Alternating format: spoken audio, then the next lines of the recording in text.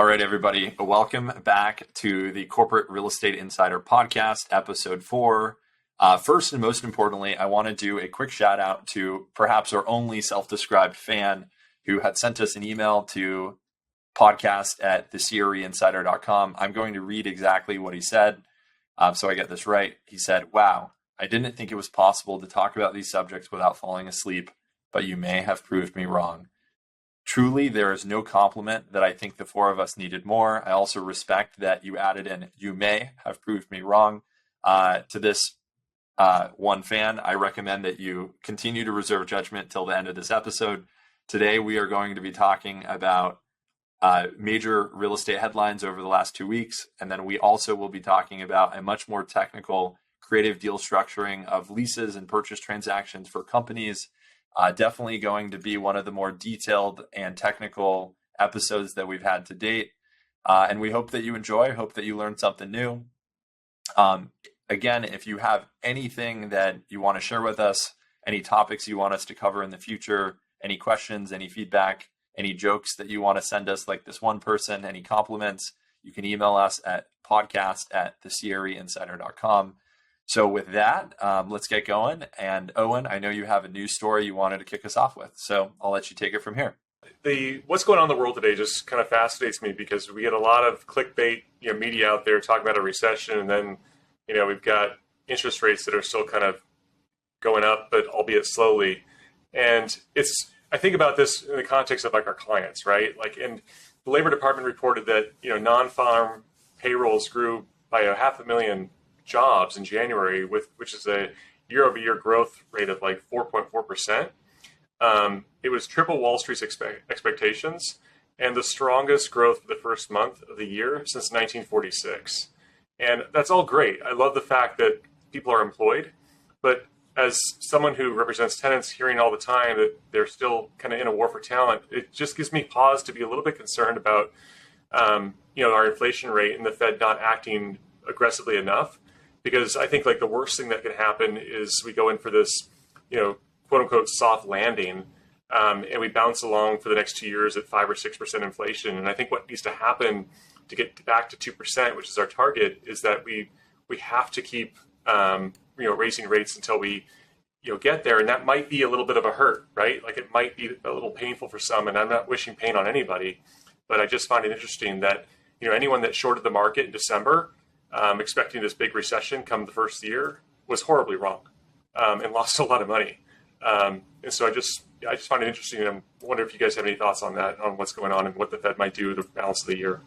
I think it's really interesting what's happening in particular. I mean, so many people were shocked by the jobs numbers that came out. And to some extent, I feel like we're sort of living in this society where so many people get their news from just one news source. And if you get your news from the mainstream media, it really is heavily focused on tech, right? You cannot read a major newspaper without Twitter lays off X number of people or Google lays off this number of people. And I actually was thinking about this and having a conversation with a friend earlier this week that I feel like we live in this tech echo chamber where whatever is happening in tech, people think is happening with the economy in general. And that's just absolutely not true.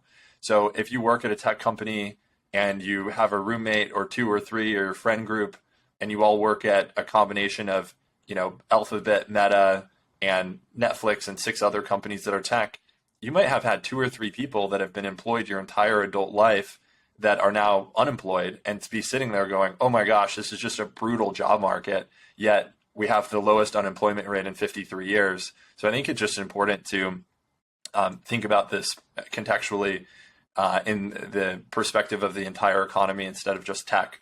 So that's point number 1. Point number 2 is that we are in this giant whipsaw of an economy, right? I mean, the jobs news coming out should be just amazing for the performance of public equities, right? Yet this type of news comes out and the immediate reaction is, well, the jobs numbers are so good that the Fed is probably going to be more aggressive on interest rates, and that's going to be way worse for the economy than the benefit of the extremely low unemployment rate. So it's like all these unintended consequences of a given news cycle is somehow the jobs report being the highest it ever is probably some of the worst news that you could possibly have for real estate owners, because it means interest rates are likely to stay higher for longer.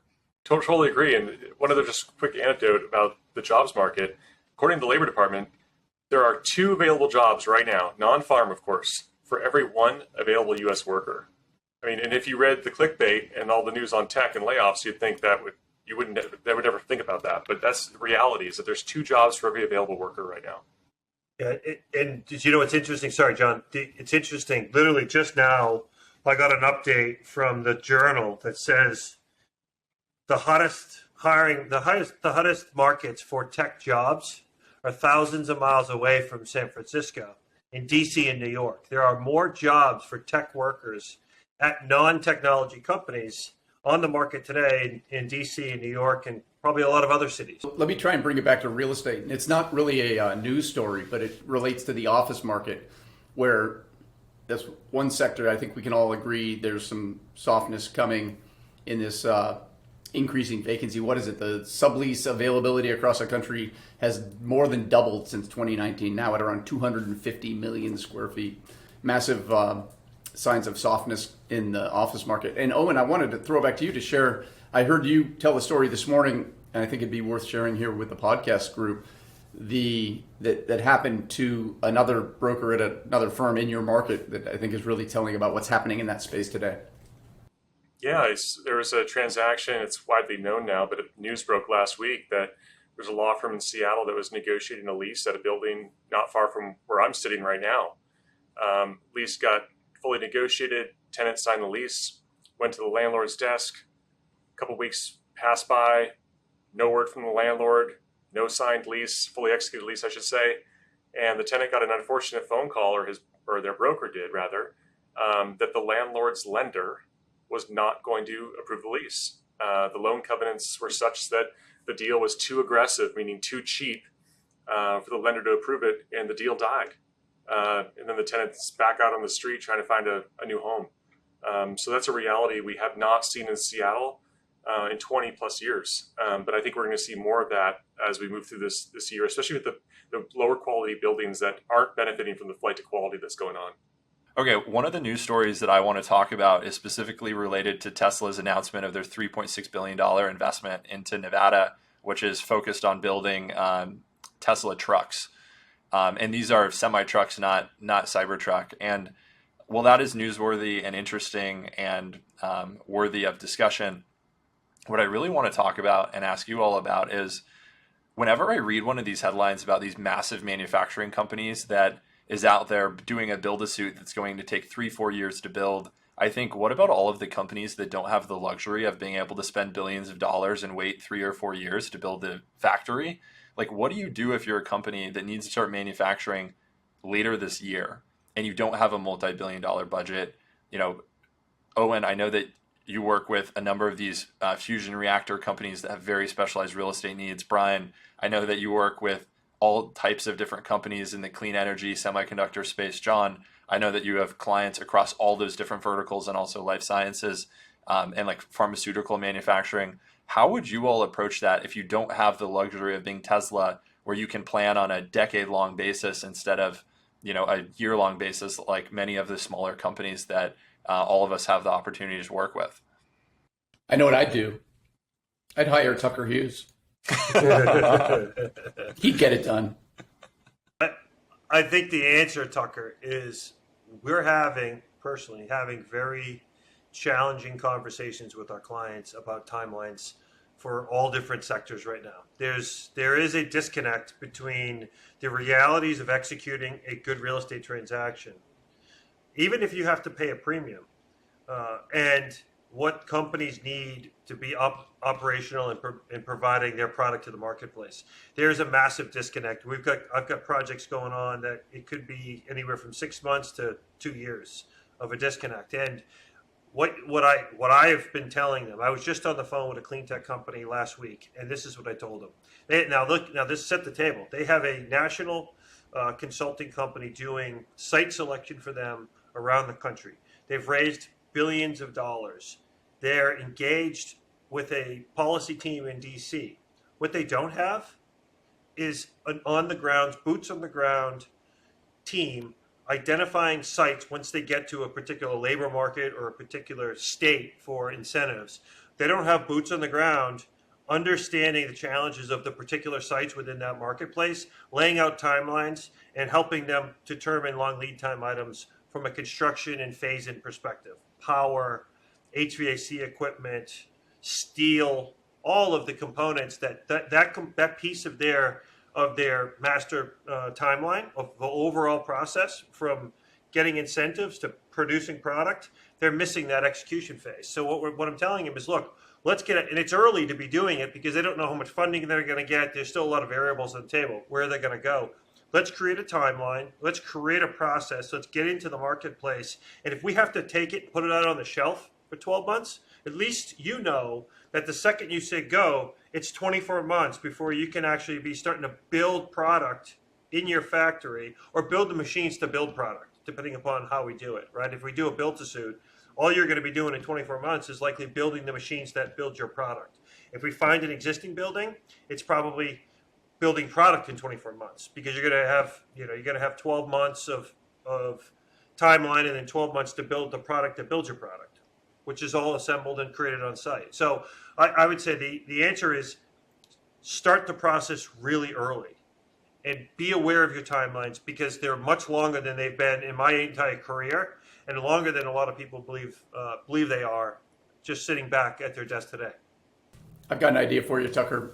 So, the idea of spending all that time and all that money to build a specialized facility is just brutal. And for the companies that either don't have the time or the money, consider relaxing your geographic search parameters and go try and find, Brian mentioned, an existing building, something with some of the infrastructure, some of the, convert a wafer fab for a CGMP life science manufacturing. Like, at least it has the power infrastructure, mechanical infrastructure, but search more broadly to try and find a little bit closer to an existing building and avoid spending all that capital for brand new, highly specialized. Yeah, one company that I know of has a very specialized power use. And they, to your exact point, John, they brought a team in and they said, okay, find me every building in the country that provides this square footage, because this is how our machines lay out. At critical mass, we need 150,000 square feet with this much power. They found 5 facilities across the country that were vacant that they could get control of. And they leased all 5 of them because the lead time to get the power up and running, if you need to go to if you have to go to the municipality or you have to go to the energy company, you have to go to the Department of Energy, depending upon the size of the project, is years, could be years. So they just went and they leased all 5 of them at the same time. So like those are strategies that you can look at if you have a team in place to help you execute. Okay, cool. Let's get started on creative deal structuring. Brian, I know that you wanted to lead us off with a special story. Let's hear it. If you guys ever seen the movie Miracle, there's a part when Herb Brooks is giving a speech and he says, "You were born to be hockey players." I was born to tell this story right now. I think now is the time that this marketplace, the challenges that every company is facing is really setting apart the quality of the advice and the teams and the people that are working with some of the largest companies in the world. And I think I wouldn't exactly call it creative. I would just call it an informed deal structuring. So one of the things that we're doing proactively with our clients is really taking a look at their portfolio, their use, and how are they coming back to the office? Are there opportunities to reduce costs? And what we're doing is saying, okay, look, if we're going to come back at a lower clip, can we be more efficient? Can we downsize our space? And if we can, is our lease up in the next 2 to 4 years? And when those answers are yes, we're starting to really look at opportunities to give back space, extend leases, but to do it in a way that reduces the 2023 P&L expense for that company by restructuring the whole lease. If you can get capital from the landlord that reduces rent expense to help with the reduction of P&L expense, if you can get rent relief for the piece of space that you're giving up and help put that into the bucket and reduce your P&L expense, I just think right now is a good time for really proactive, smart brokers that understand how companies, any company that reports under GAAP, how they look at real estate and start to advise them on opportunities to reduce 2023 cost on their P&Ls and be able to really make a difference in your clients or your company's cost structure immediately. The key is, I think, the key for our clients is to start to understand you need the companies to start to make decisions on, we're coming back 3 days a week. We don't need all this space, right? So then you start to say, okay, well, do we need to move? And if you need to move to be able to redo your space or to create a new image for the company, it gets really challenging because you have this tail of existing space. But if you can live with where you are, right? So if you kind of play that back to companies' desire not to spend capital. So what does that mean in real estate? It means a lot of renewals. It means you're not going to go and build space because, remember, capital sits on one side of the ledger, rent expense sits on another. So and even if a landlord is going to give you the full cost, so they give you $250 to build space and it costs you $250, it still doesn't offset each other. One is still capital and one of them reduces rent expense. So companies that don't want to flex their capital budgets are focused on renewing their space. And if you could do that and your clients are going to stay where they are, there's a real opportunity right now to get more efficient and to reduce cost in 2023 on leases that may not expire for 2, 3, 4 years. I got a similar story, but just so our listeners can understand, this applies to more than just, hey, let's renew our lease. I've got a client that engaged us to help with their real estate after having tried to subleasing it for 9 months with no success. And that was with a different firm.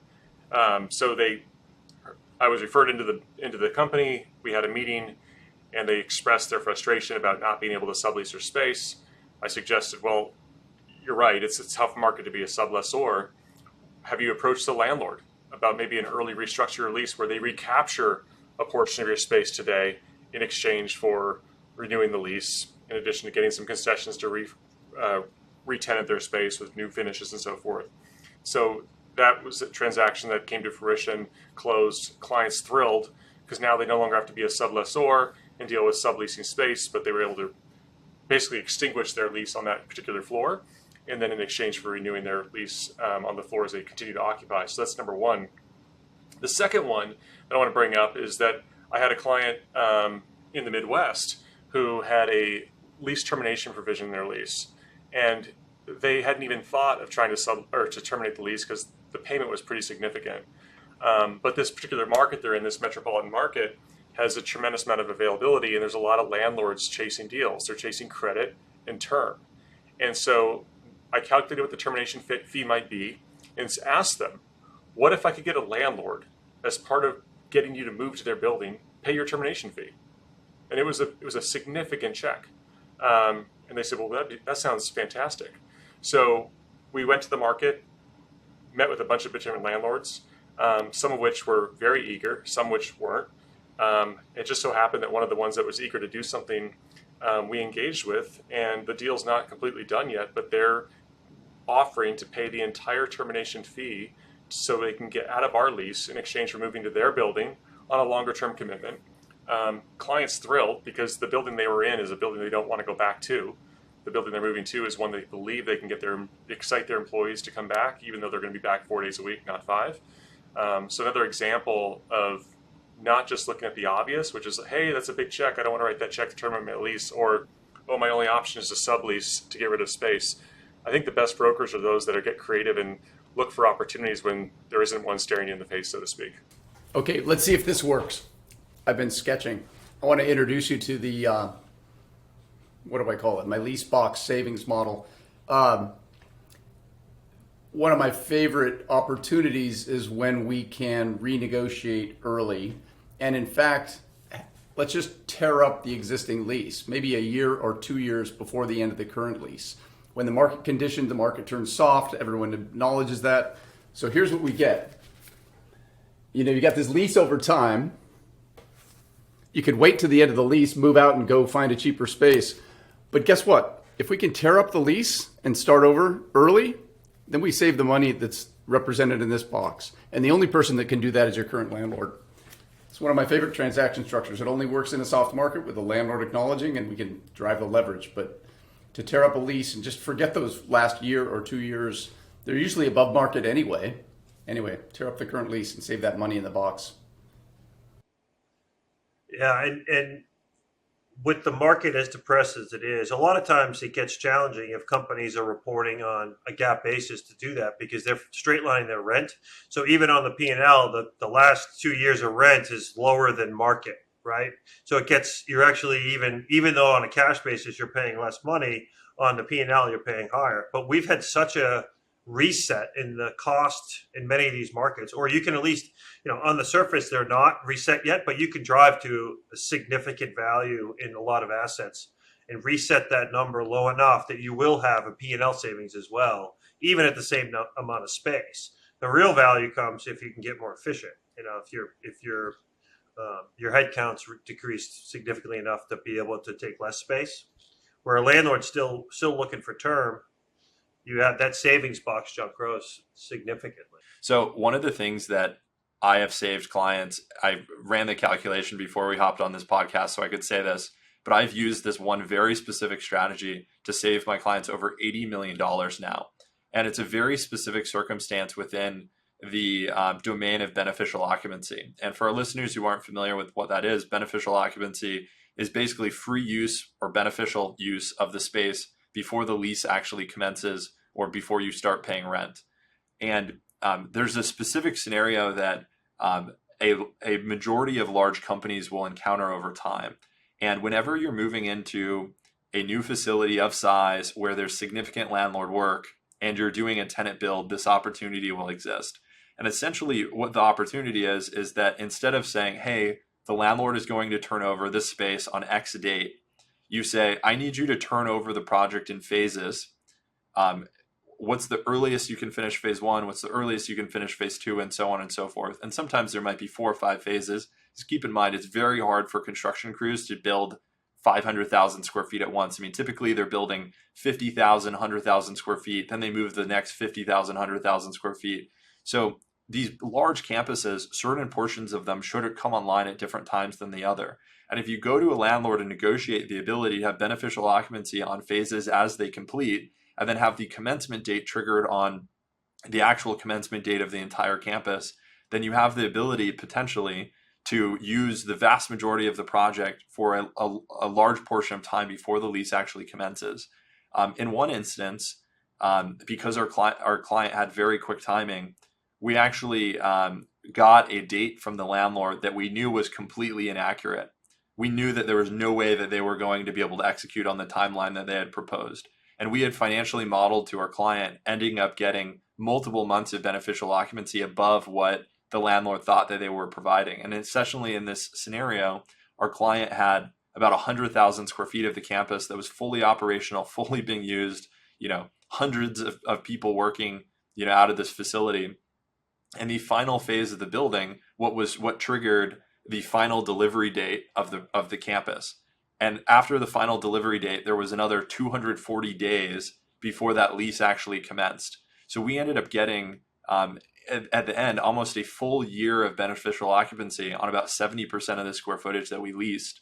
And it's something that's fairly easy to negotiate because it aligns both the parties. You can tell a landlord, like, hey, look, I'm not comfortable with not having a very severe penalty for your failure to deliver the final phase of the project. Without the final phase of the project, we would never be leasing this building. We shouldn't have our clock start until everything's been delivered. And I've been successful in doing this on literally dozens of projects. It's very rare that landlords put up a major fight, and it puts you in a position to potentially secure millions or tens of millions of dollars of beneficial occupancy. I think it's a brilliant strategy. I mean, you're leveraging your tenants' value to create all the savings up front. I mean, The other piece of that, and I'm not sure if you've looked at it this way, but a similar strategy, but for a different reason.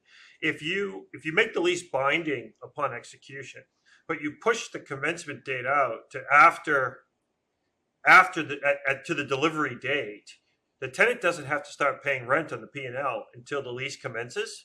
So you have that whole period of time. So if you have a lot of landlords will want the lease to commence on the date you sign it, right?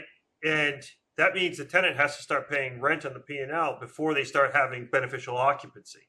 So what you can do is you can take the commencement date, push it out to beneficial occupancy, have the period of time between commencement and the binding execution of the lease be kind of a pre-lease period. The landlord still gets the lease binding, but the tenant doesn't have to stop paying rent in the P&L until it commences. So from a P&L perspective, it's a brilliant idea as well. I agree. And it's at a more, what you're doing is sort of supercharged. And at a more basic level, I agree entirely. The most common mistake that a tenant will make when negotiating a lease is not getting enough tenant improvement dollars and having a lease commence before they're actually able to, having to pay rent for a space that you're not able to occupy. It happens all the time.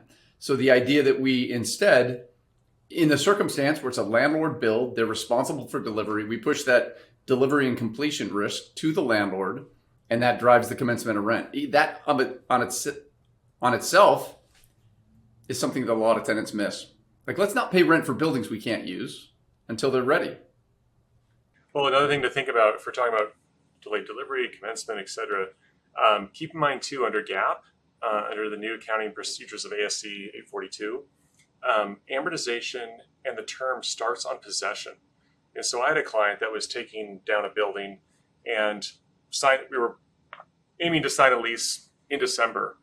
They weren't going to start their construction until the following fall, even though the building was going to be vacated long before fall of the following year. And so we negotiated that possession wouldn't even occur until close to the end of summer, because as soon as we take possession, even though we haven't moved in, the lease hasn't commenced, the TIs haven't been built, upon possession, for accounting purposes, that's when the lease term and the amortization starts, if you're GAAP. So another thing to be thinking about as well, if I had not caught that and they had taken possession, say January, that lease term and the amortization would have started 9 months before they even started construction. Yeah, and they truly don't even have to take possession. It's just the lease just has to say the possession date is X Correct. date, right? Correct. Yep. So the value there is educating owners that the lease can be binding before we take possession. Like Exactly. You can start spending money. It's binding when we execute it, but from an accounting perspective, we're not going to take possession for 18 months. We did a similar deal as well, and it takes some work to get there, and you have to understand it like you do, Owen, to be able to explain it to an owner, because they just think if you don't have possession, that means you don't have a binding lease. That's their first defense, and it's like, no, take a step back. Let me explain this to you. Talk to your attorneys, but this all works for everybody, and it's a simple change, and it really doesn't change anything to do with the underlying lease. The deal could be the same deal. It's just how you frame it up in the lease. Yeah, and I think that more and more accountants and auditing firms are familiar with ASC 842 right now, but this happened 2 years ago, and even their auditors thought it wasn't the case. And I'm not a CPA. I didn't graduate with a degree in accounting, but I know enough about lease accounting that I was like, no, I'm pretty sure this is true, and it indeed was. So anyway, something to think about in addition to what Tucker was talking about. So another thing to talk about on this subject of understanding delivery dates, GAAP accounting, all that. One of the challenges in negotiating like a tenant build, right, is there are instances where landlords truly don't understand how long it takes to build space. And they'll be like, oh, you can build that space in 6 months, no big deal. And maybe you could build it in 6 months if you had already done your construction drawings and had a permit in hand and the space has already been demoed and you're ready to start construction, like depending on a whole host of factors. What are you building? What's the scope? On and on and on. Well, one of the things that I've resorted to when you have an unreasonable landlord that says, we've never given more than 180 days for construction ever, is you go to them and you get them to do some sort of landlord work before they turn over the space. So I just did this dealing with a really silly, frustrating to deal with landlord, non-institutional, happens to own the only building that our client wants for a whole host of strategic reasons, extremely difficult to deal with. And I hate doing things like this because they're so pointless. But when you just are not dealing with a rational party on the other side, sometimes you have to do irrational things. So we negotiate 180 days. The space is ready for delivery immediately. And we don't want to start spending money on design fees until after we have a signed lease. And it will end up taking us about a year from a signed lease to move into a space. We went to the landlord and manufactured a host of items we need them to fix as landlord work that we know will require a permit. And now it's going to take them 4 months to do the work before they can start our 180-day clock. And it's so silly. Like, I'm almost embarrassed to be admitting this on this podcast. But when you're dealing with a landlord that is so out of touch and just doesn't understand how these things work, sometimes you have to play their own game and force this hot potato of 4 months of work on them. So you have an extra 4 months to design and permit before your 180-day, which isn't enough, clock starts to do construction in this particular case. Yeah, we like to call it enhanced base building delivery. Right? So, Yeah. I mean, it can be things as simple as distribution of HVAC, T-bar ceilings, sprinkler systems, carpet tiles.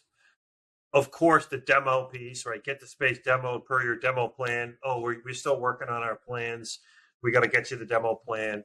But it's a great point. It's a way to, and it's also a way to align the landlord with the realities of the timelines that are in place in the marketplace. Because, your point that landlords are their brokers,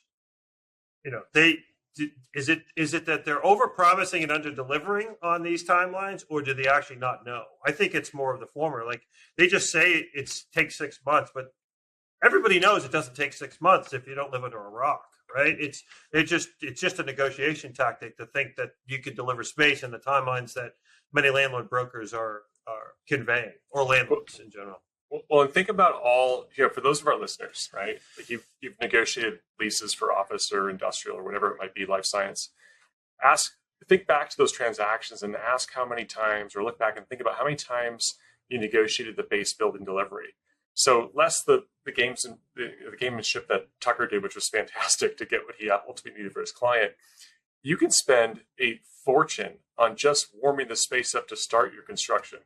And I've had cases where, no joke, like, we were given a tremendous TI allowance. On paper, it looked fantastic. And if you were just trying to get a deal done, you probably would think, oh, this is a pile of money. We're good. Let's just go and get the lease signed. Where, in fact, inheriting the space, knowing that we're going to have a demo, right? The landlord was leasing us the space in an as-is, where-is condition. Just the demo alone and getting rid of all the unneeded plumbing, electrical, HVAC, and turning it over to a cold shell and then even warming up the cold shell to start construction was going to be over $35 a square foot. And so can you imagine signing a lease where you think you're getting this massive TI allowance only to find out that a third of it is going just to prepare the space so you can start your construction? And I think that's something that gets so often overlooked, and I wouldn't consider that to be creative deal making necessarily, but when I heard base building delivery, I just want to bring that up because I've had cases where literally just to warm the space up to start our construction is going to cost $30, $40 a square foot. And that is money that absolutely should be spent by the landlord, not you and your tenant and their improvement allowance that you negotiated. Okay, closing the loop on this subject. So enhanced base building deliveries are great for saving money on tenant improvements, great for pushing out the possession date so you can start your GAAP accounting payment of rent later. That's also great for buying additional time.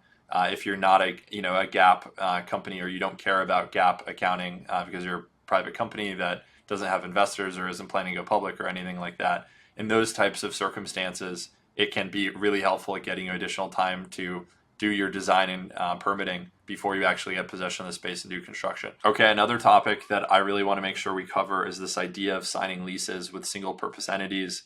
This was and has been very popular through turbulent economic times where landlords have less leverage. This is definitely one of those times. Think about a large law firm that won't provide financials, that is structured as a partnership that says, hey, we want to sign a lease with a single purpose entity created just to hold the lease asset, and that's it. And then thereafter, you might securitize that lease with a letter of credit. This is a type of deal structure that we will see come back over the next couple of years as landlords are desperate to get tenants in their building.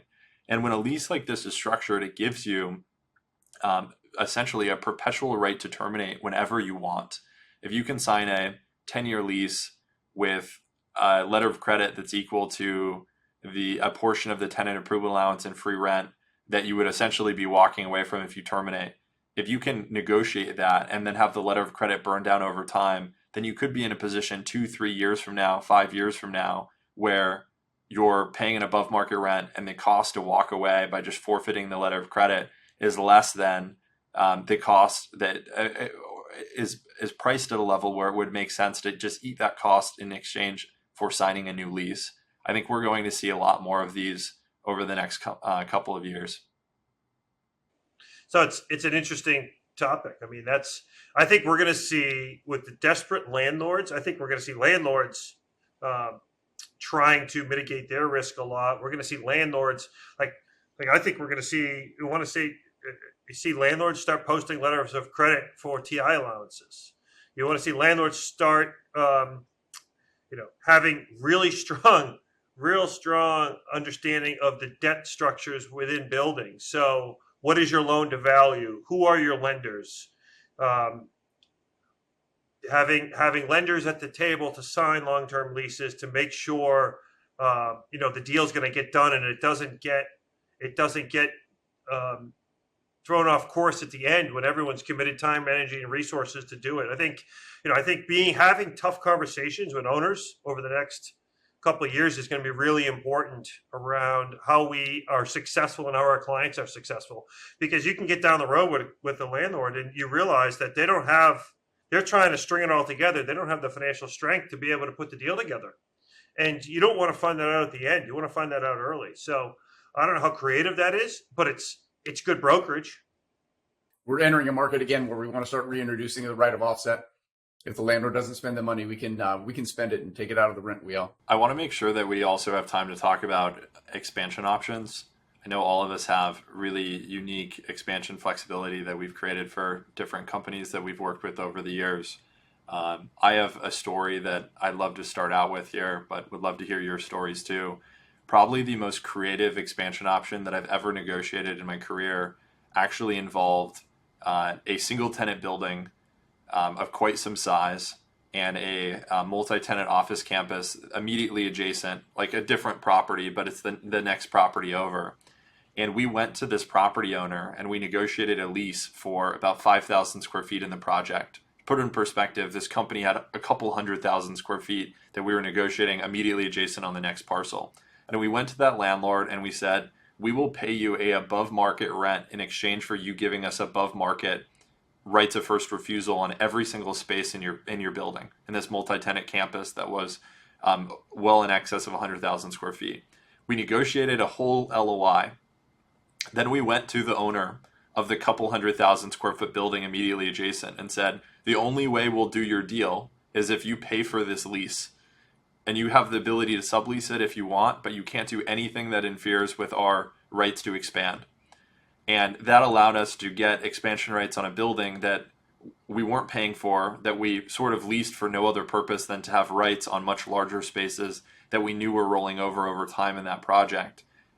Probably the most creative, unusual expansion rights that I've ever negotiated. I'm curious if you all have any other kind of unique stories around how to create flexibility for your clients. I think that's great. I think, and someone else can jump in, but I think the lesson for me in that, Tucker, is you don't know. A lot of times people will tell you that the answer is no before you ask the question. Go ask the question. And if you have the right client, you can get to yes. It probably wasn't what you originally asked for. There's some negotiation there, obviously, but and I've never thought through being able to do that. So that's great. Thanks. I'll take it. I like it. It's expansion options to me, the creativity in expansion options is really understanding your client and being able to ask for something, the standard option to protect the unknowns, but then to be able to align their growth, just like you were talking about.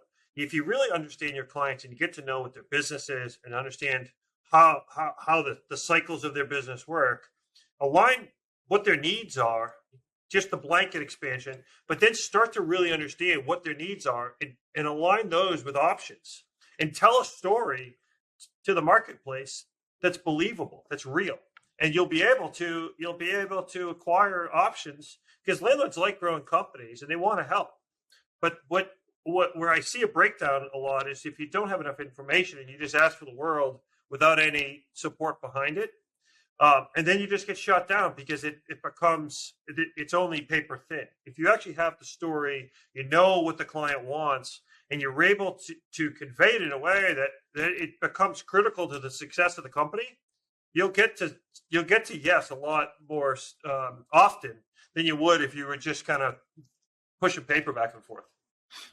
So something that strikes me just as Brian's talking through that is that in particular for West Coast based companies, the types of option rights that exist in New York, exist in Boston, in DC, a lot of these East Coast cities that generally have significantly larger tenants than say like San Diego, Orange County, LA. Like you might have a high-rise office tenant in New York that occupies 400,000 square feet in a 1,000,000 square foot building. There's just a lot less of that in Southern California and in Seattle and situations like that.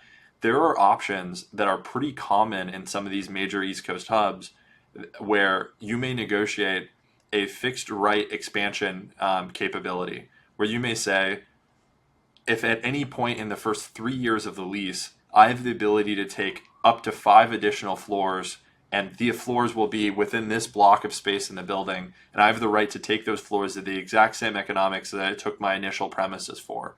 Those types of options are very uncommon in Southern California.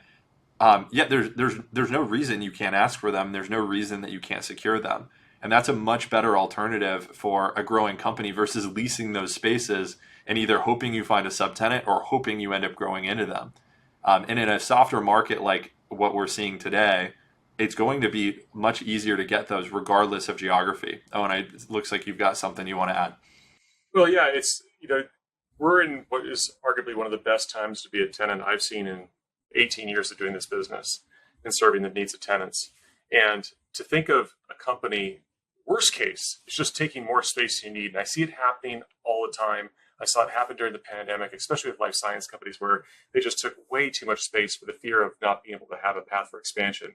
Second worst scenario, and I know this happens all the time because I see it all the time, is in a market like this, not capturing the economics that you negotiate for the initial takedown. So what I mean by that is that you have a right of first refusal or you have an option or some sort of expansion right, there's a lot of them, where it's going to be subject to market or what some other tenant might be willing to pay.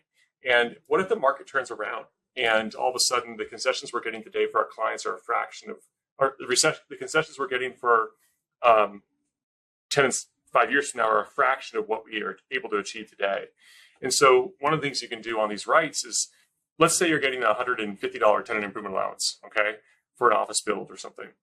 Well, why not suggest that $150 is multiplied by a fraction, the numerator being the years left in your lease and the denominator being the total years of the lease. And that assures you're getting a proportionate share of that initial offering, knowing that it can't be the same because maybe you're exercising this option in year 5 of a 10-year lease. But apply that across the board to free rent, apply that to tenant improvement allowance. There's ways to structure what the rent might be. But I see so often people sign these expansion options with just, hey, it's at fair market, or it's at whatever someone else is willing to pay.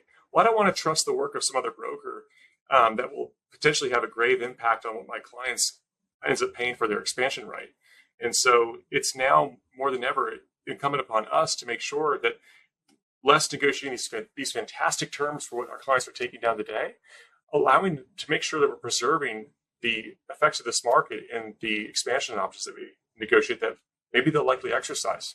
Yeah, I think just real quick, Tucker, your point, and I think it's probably a difference between East Coast, West Coast, but your story around fixed options in the short term in a larger building, right?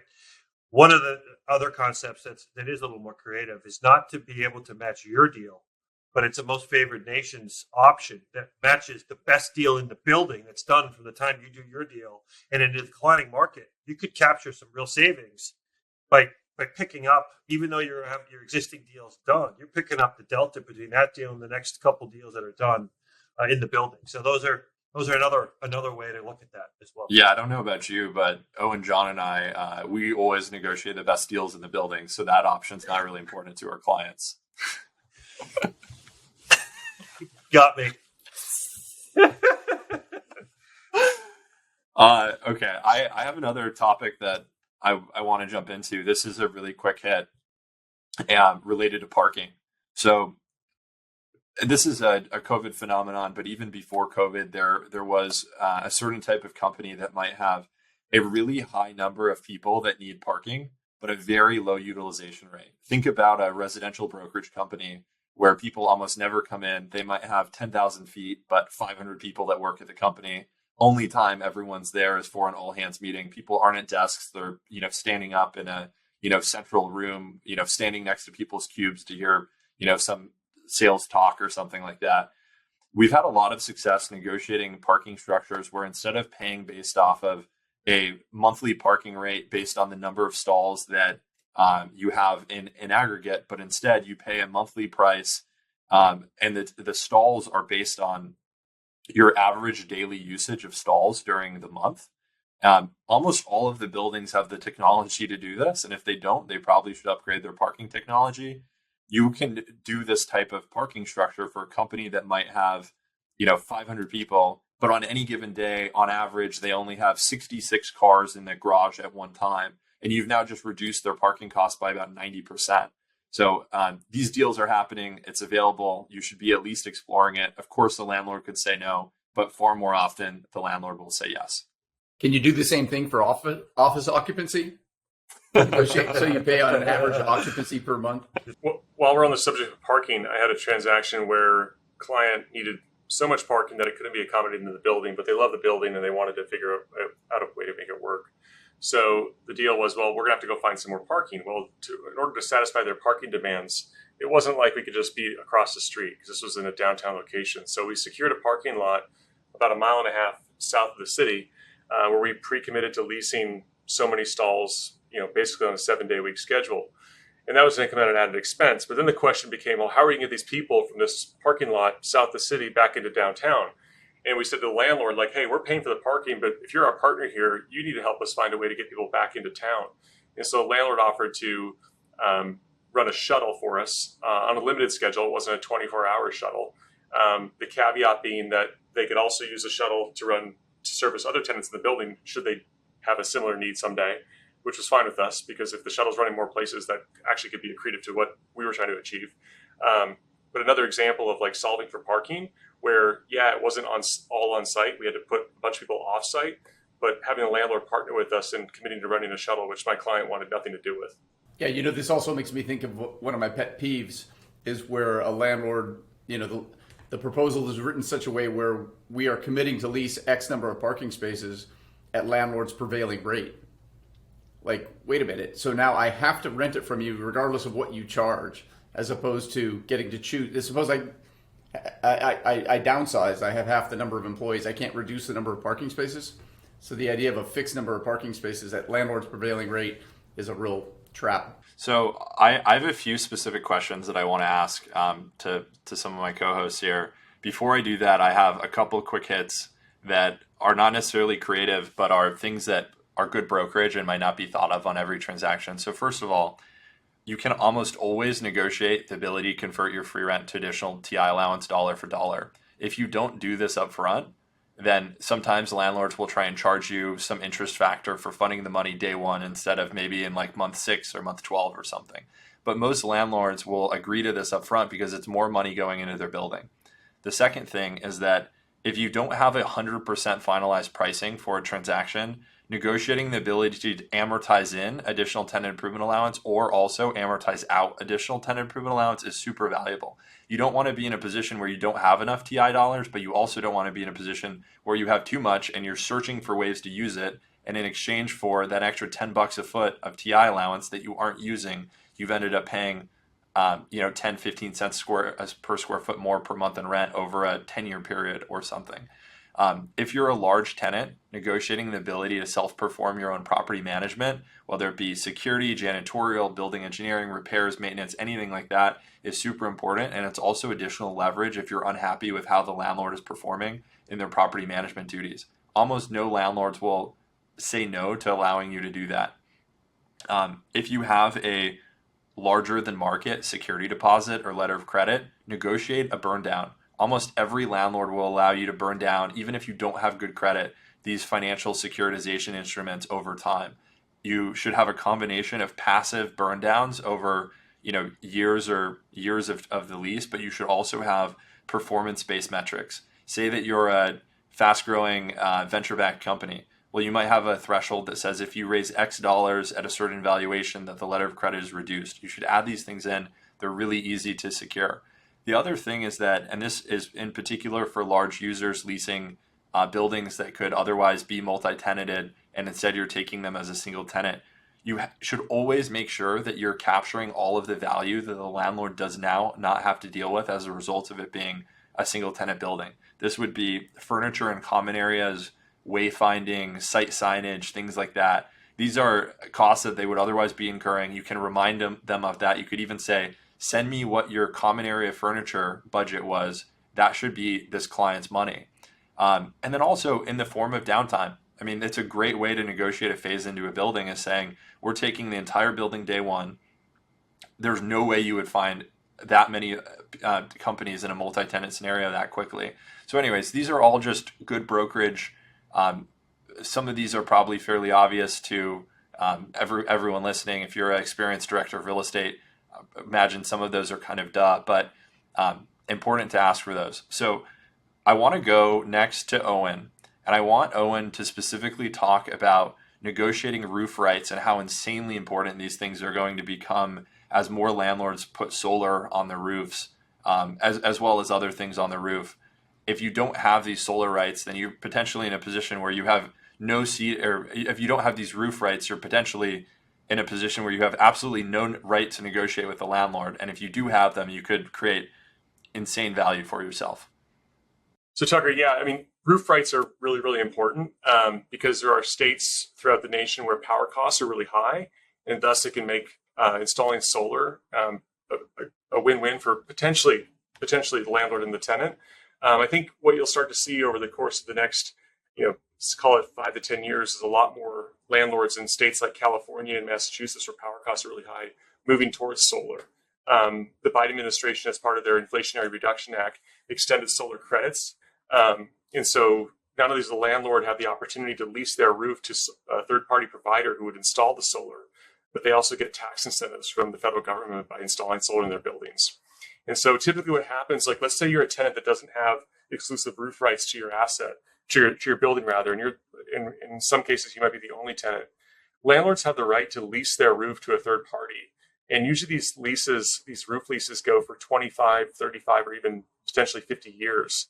The third party then comes in and installs solar panels on the roof, sells solar power back to the tenant, and then whatever the tenant needs in addition is supplemented by power from the grid. Landlord benefits from increased NOI, net operating income, for their building being provided by the tenant that's leasing the roof who installed the solar panels, and the tenant shares none of the upside. Now, the landlord might sell it as like, hey, you're buying green power, which of course I'm all for the environment, and yeah, we have to be mindful of where we get our power and how it's sourced. But it doesn't seem fair to me to be a single tenant in the building, have a landlord install have the landlord have a third party install solar and potentially benefit from zero upside. Landlord gets the ESG benefits, you don't. Landlord gets increased asset value, you don't. Landlord has zero capital costs because the solar provider installed all the solar at their expense.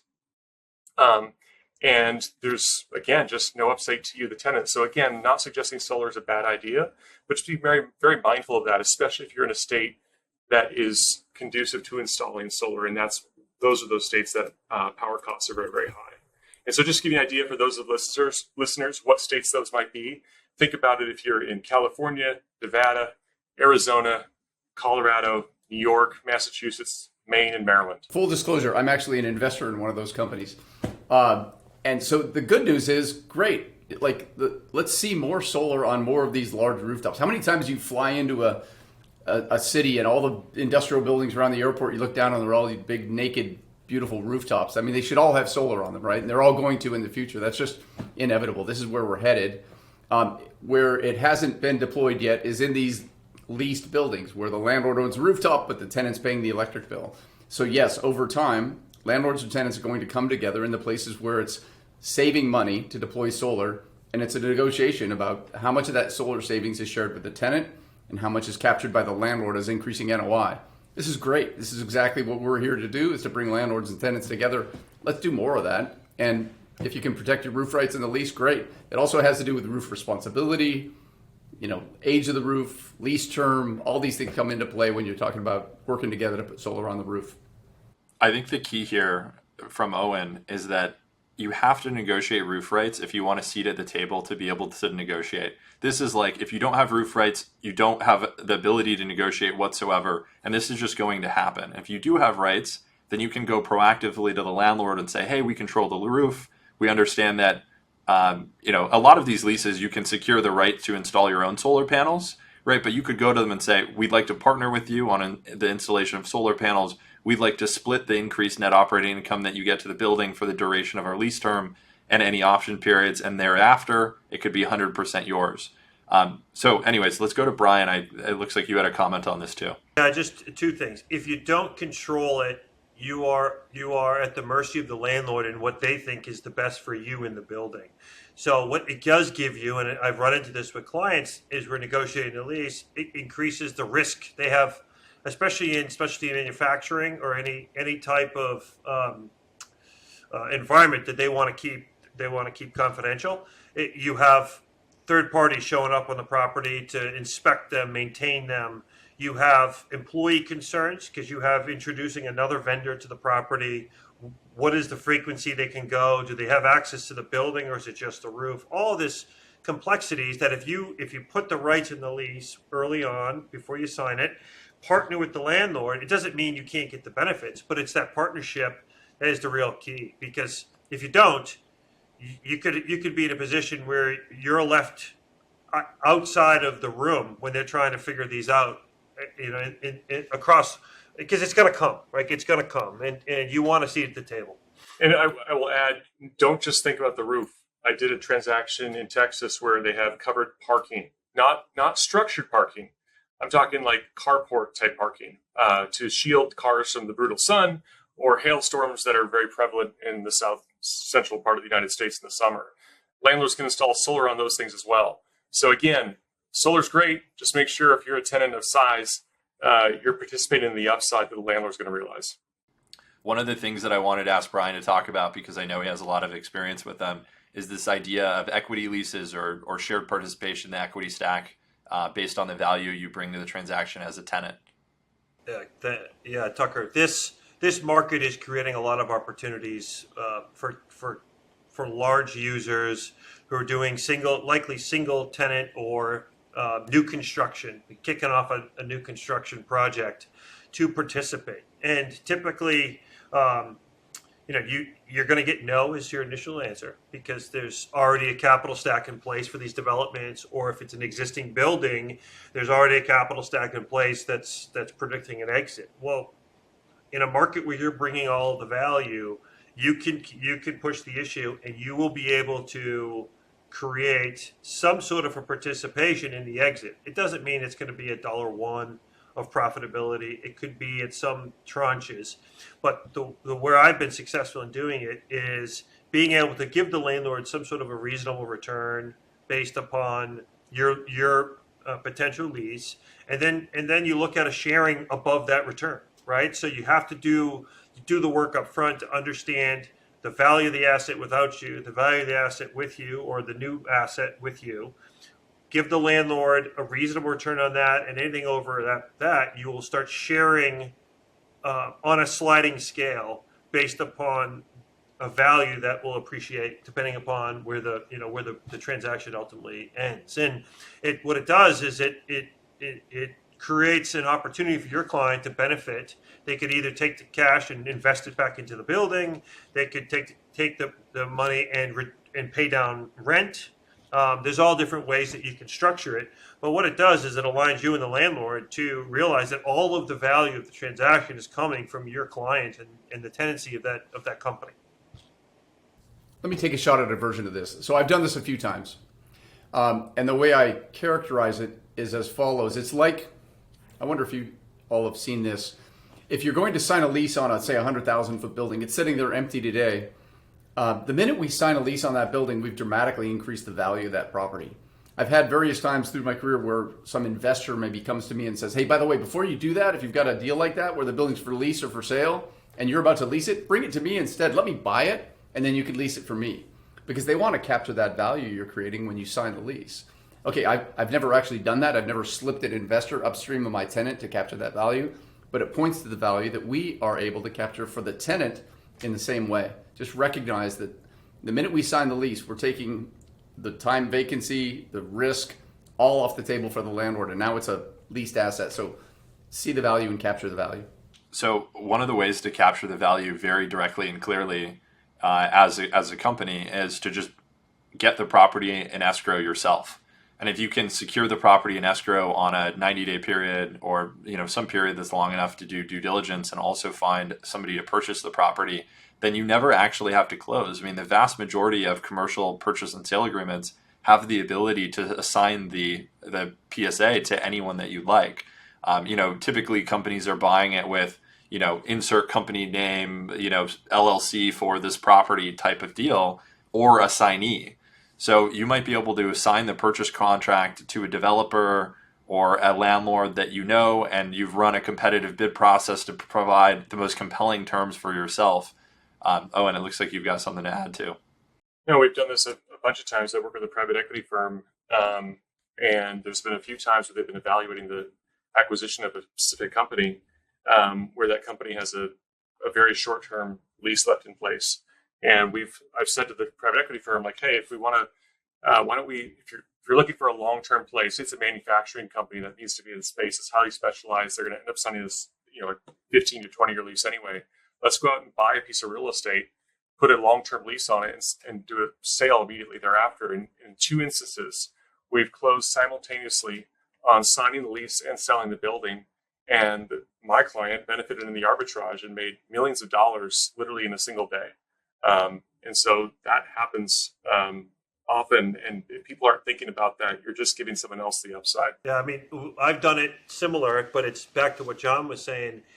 What we've partnered ahead of time with landlords that we believe are good operators, they're long-term owners, to work with us, understand the marketplace, have them approach owners of vacant buildings or land, have them tie it up, have a pre-negotiated or in the process of negotiating a lease for the building so they know what they can pay for it, but it's vacant, so it's significantly less. So you get a lower rent. So instead of looking at it as sharing the upside, for many of the corporate clients that I've worked with, we're reducing the rent expense because they're buying the building at such a lower number than they would, or than we would if we tied it up and then flipped it to a developer. So it all depends on what they're looking for. If you're looking for upside and return on the investment, there's one way to look at it. If you're looking at the lowest cost on the P&L for a corporate user, you may, like this particular one, we were going to take, and it kind of died down because at the time there wasn't enough assets to acquire, but we were going to take it and do it in multiple cities because we had kind of a set lease. We had a set design on what we wanted out of it, and they were going to go do it. And we're going to replicate it in multiple cities as a way to grow really fast with a quality owner that we knew would be a good operator long term, which would deliver a good product to our clients, which are the employees that are going to be at that building. So it would have been a win-win. If you're a tenant right now and you're out looking for space, let's say it's office, particularly where values are really depressed, it would be smart to be looking at buildings where, let's say you're going to occupy a third or half of the building or maybe even more, but recognizing that it's going to be a multi-tenanted building, you don't want to own it because you don't want the headache of having to run a commercial office building. You should be talking to developers that might be willing to take it down. And by doing so, being a a half of the NOI or more in some cases, you have an opportunity to have a carried equity position in that asset should they lease up the final 50% and sell it. Or for that matter, if you've got cash on hand and want to be an investor alongside them, that's another thing we've done in the past. So be opportunistic, ask these questions. Sometimes they're not so obvious, but with some creative thinking and deal making, the opportunities and the returns can be pretty tremendous. Okay, we're coming to the close of the episode. We're going to do a quick lightning round. I want to hear from each of you, and then I'll also share something on my end.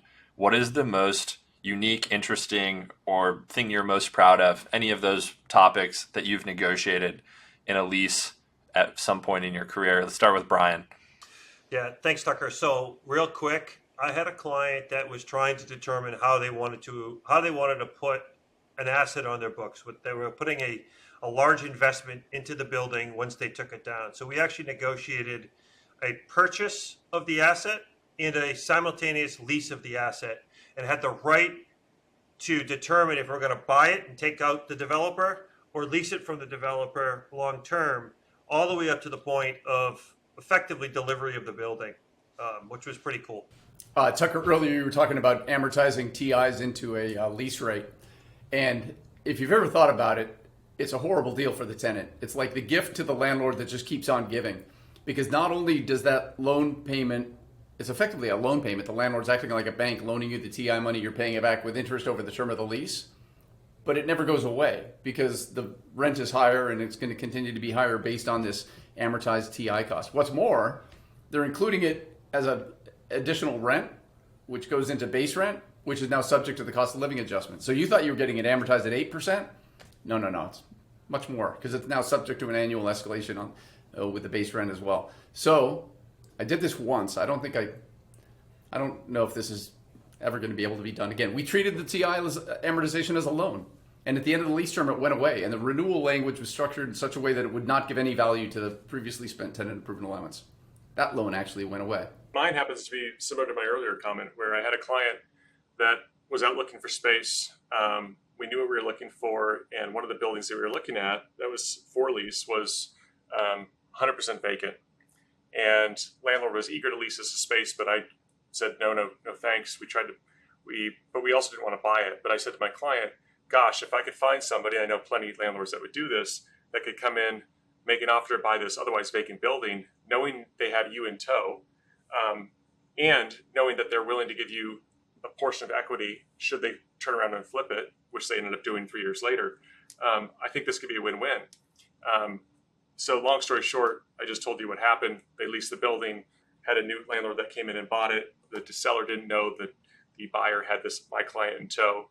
We got a carried equity position in the asset, and 3 years later it sold, and they made a nice return. And so it was found money on top of getting a great lease term and having a great landlord. So those aren't easy, but they are out there, especially today when values are so depressed. Okay, I actually am going to cheat and do two. So negotiating the right to add a helipad to a building. That makes me feel good. Is that so you could visit when you come in on your helicopter? We all know that that's my preferred means of travel. So that's a requirement. But no, landlord didn't want to. We said we need the helipad. We negotiated the right to add it. I've now done this on several different transactions, which gives you the idea of some of the interesting, fun people that I'm lucky enough to work with.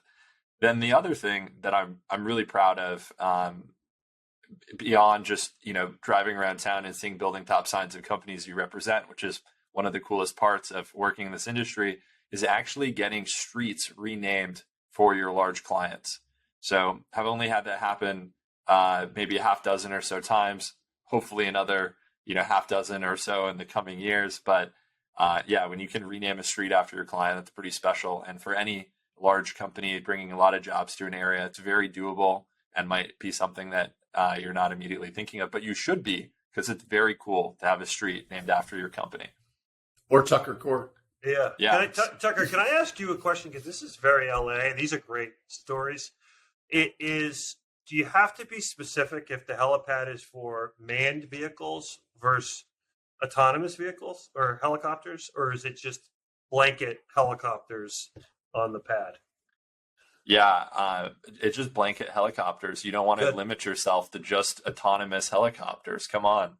Okay. For another episode, I have a hilarious story of a huge real estate project where the client insisted on meeting the executive of the real estate owner in person to finish the transaction. And all of us, like, if you're not, deeply involved in real estate, that might sound like, of course, like I'm going to sign a, $50 million agreement. I want to know the person on the other side. The issue is the people on the other side of these deals are, $10 billion in assets, asset management firms, and the CEO sits in New York and you might be doing a transaction in LA. It's really, really rare that you actually meet these people and shake their hand in person. So this client said, I won't sign the lease unless the head of this company flies out and meets me.